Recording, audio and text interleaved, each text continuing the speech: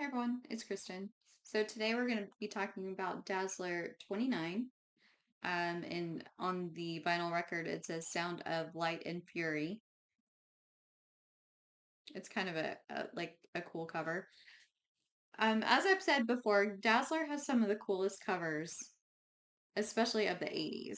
And I think the plan was in the beginning to make Dazzler a collaboration, like a real recording artist. And this was in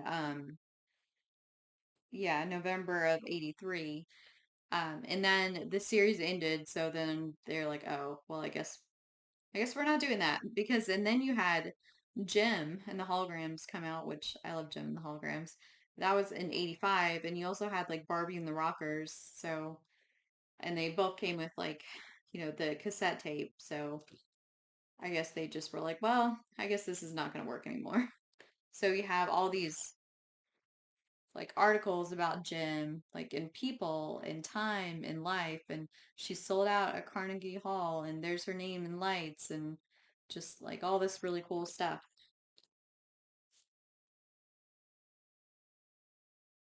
And then you see her in a on a movie poster with Robert Redford, and Harry is like, oh, half a billion a week, sure, and plus expenses, and Dazzler has this platinum whatever card, and apparently obviously she's dreaming. And Lois is pretty upset. She's like, I don't like being a mutant. I mean, here you are, and you seem to like being a mutant. And because of course Lois's powers, they suck. And I hate that they keep reminding us that she killed the cat. Like, I don't want to know that. Like I want to forget that. But they won't let us forget that. So yeah, Lois is pretty, just pretty upset because she knows what happened. She knows what she did. And Dazzler's like, I get it, but at the same time, look at what I've been through. Like, I had Rogue chasing me and like hounding me for months, and I couldn't get her off my back. And then I finally did in the last issue. So being a mutant, is not, it's not easy, but you have to learn to live with it. And that's what I'm trying to do. And they're just talking about Nick and how they're just not sure what to think. I mean, yeah, his place is amazing. He seems really nice, but at the same time, Lois remembers when she was a kid, like how he would be so mean to her mom and how he would hit her. And just one day her mom's like, "We have to leave. We don't have a choice. We have to leave." And just she just can't get past that. And she's like, I don't know. But I mean, and he seems so successful now. He says he's changed. I mean, he knows stars like Roman Nekobah, which apparently is a super huge famous singing star. Um, and Lois goes on to say, the past, it just seems really fresh in my mind, and I'm a little bit afraid of him. And Dazzler says, I am too. And Lois is saying, well, why would you be? I mean, he's helping you with your career. She's like, well, yeah, but I mean, of course he's helping me with my career, but I don't trust him. Like, I don't know him well enough to trust him. And so you see at Mr. Nekobah's mansion, you see his butler saying, hello, your manager's here, your business manager. He's like, oh, okay. So he puts on his glasses and you can see, what he looks like. He puts in his teeth, he puts on a girdle, puts in contacts, puts on his super nice clothes, puts on his headpiece, his toupee, and then he goes downstairs. Like he looks way better right there than he did right there. So obviously he is I mean I will say not to be rude or mean or anything past his prime, but he's, trying to continue to hang on to his youth, which I'm not saying that you shouldn't do what you can to look your best, but you know, I mean, I guess it's like women and plastic surgery and Botox and stuff. Doing that to there's just a point where you have to go, okay, I guess, this is it sort of thing. I don't know. It's a little bit funny, I guess. Um, just everything he went through to make himself look presentable. But like I said, that's the whole point because his business manager is like, you're broke. Your your records aren't selling anymore. Your last four movies flopped. You don't have, TV royalties anymore. Like your wives, all your former wives want their alimony. You have no money. You need to figure this out. Yeah. And he's like, well, about to be in this super successful, like swashbuckling movie with this hot young, thing, and I'll be fine. It'll be a huge success, you'll see, and I'll have more money than I know what to do with again. So there he is, like rehearsing the movie, and then he's like, oh, like making a point to be like, oh man, I'm old. But he doesn't want anyone to know he's old, so he's like, oh no, I'm fine. And there we have Dazzler. And because Nick, who is basically he says he owns Roman, is trying to get him and Dazzler, yeah, to be together to boost Dazzler's career. So there's Dazzler, she's doing a photo shoot that Nick set up. And the photographer is like, I'll give Nick the proofs. And she's like, well, Harry's my manager. And he's like, but Nick is the guy who set all this up. He's the guy that's gonna take you far. Harry's just some, like he's nobody. Like you should dump him. And she's like, well, but you know, she's like, well, but he's my manager.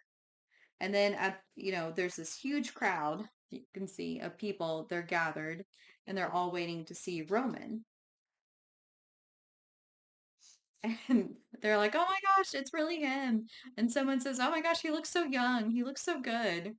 So that's kind of funny from what we saw earlier.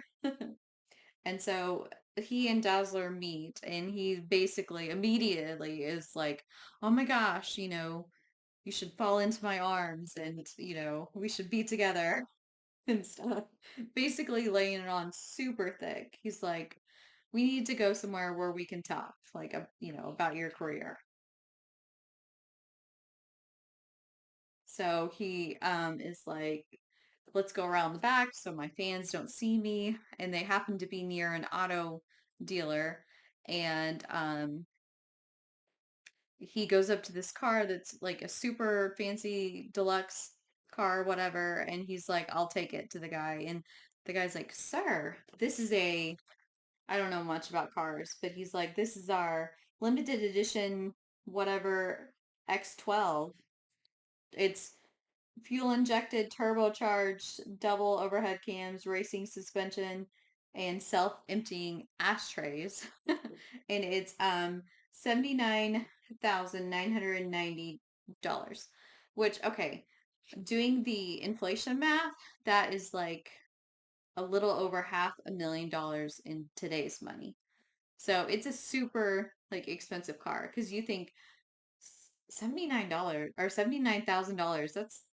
You know, yeah, that's a lot for a car, but it's not like a super deluxe car. I mean, as in like, well, I don't even know a McLaren. I think I've heard that those are really expensive. I don't know, car people help me out. Like yeah, I don't know much about cars, honestly. My car is just well, it's not even that. It's just a Kia. I mean, I'd if I'm gonna spend money, I'd rather spend it on something else than a car. So I really don't know anything about cars. So anyway, insert a really expensive car, modern car here for what this car is. Like I said, I don't know what that is. If anyone wants to help me out in the comments, I'd appreciate that. So he's like, just put it on my tab, and he's like, the car dealer's like, oh my gosh, Roman, Nekaba, of course, absolutely, sir. Here you go. Here are the keys. Remember, his financial manager said that he was broke, but of course, no one else knows that he's broke. So they're like, oh my gosh, here, take the keys. and they go off and he's speeding off and Dazzler's like, can you slow down? And he's like, oh, this car, I love this car. As much as this, it's perfect, but as much as this car, I love this car and it's perfect, it's boring me. We should take my airplane. We should take my jet. And I'm like, okay, wow, he has a jet too. And apparently, yeah, he does, because here he is. Here the jet is, and he has a pilot on standby, basically, because the pilot's already there, ready to go. His name's Hack, apparently. So they're flying around the desert, just talking, and like I said, Roman's just laying it on really strong, like really thick. He's like, you know,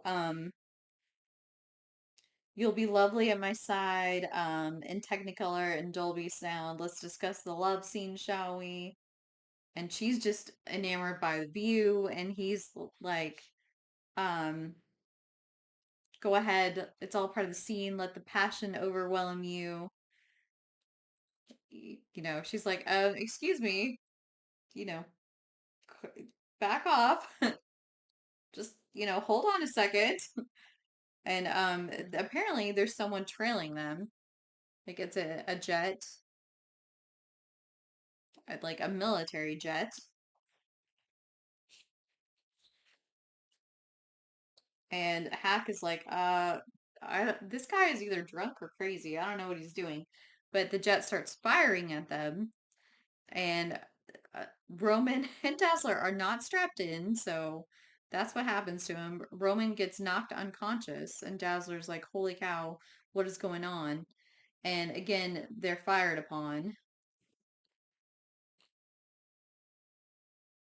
And Dazzler, she's trying to use her powers to, damage the jet just enough that it will leave them alone. But she overestimates her powers, and like the jet goes down in a flaming hunk of, you know, burning metal. And she's like, "Oh my gosh, I didn't mean to do that. I hope the pilot gets out safely." And he does. He's able to eject. And she's like, "But now what?" And she goes to the front and realizes that Hack has been shot. And she's like, "Oh my gosh, what do I do? I can't fly a plane." And so she's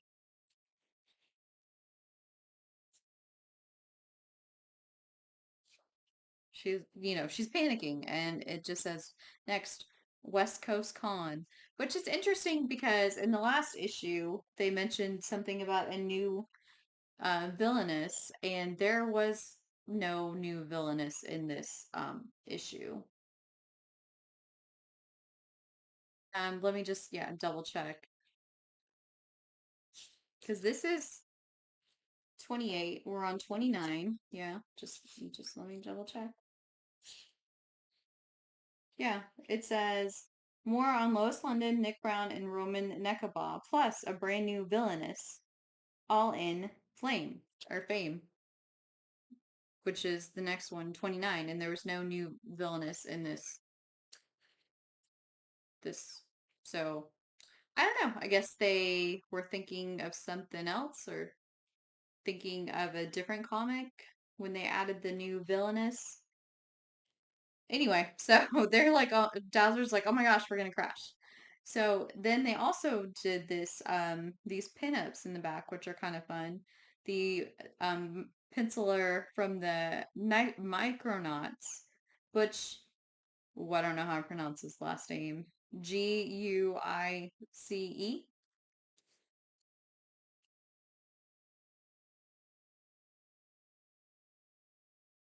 So there's some pinups, and she says, for this, kind of makes me think of Outlaw because we talked about her recently. I wonder if Dolly Parton started this way. And then let's see. She's like, if you want to make it in showbiz, you've got to have your pictures taken a zillion times and all sorts of strange get-ups. Remember? Because that one issue, like, now I can't remember, but they were taking pictures of her in like Buccaneer outfit because Buccaneers were huge at that point. And then here's another one. Another pinup.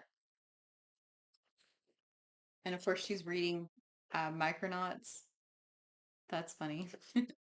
And let's see. These stories are terrific, and the art is wonderful. But come on, little bitty aliens from a microverse. Give me a break. I don't believe that. So I think that's funny because, of course, that's the comic he worked on. So yeah, that was fun for them to do the pinups in the back. So the next one says a West Coast Con, so that's interesting. So yeah, I hope you enjoyed this video, and I hope you will join me for the future in the future for more videos. And until next time, bye.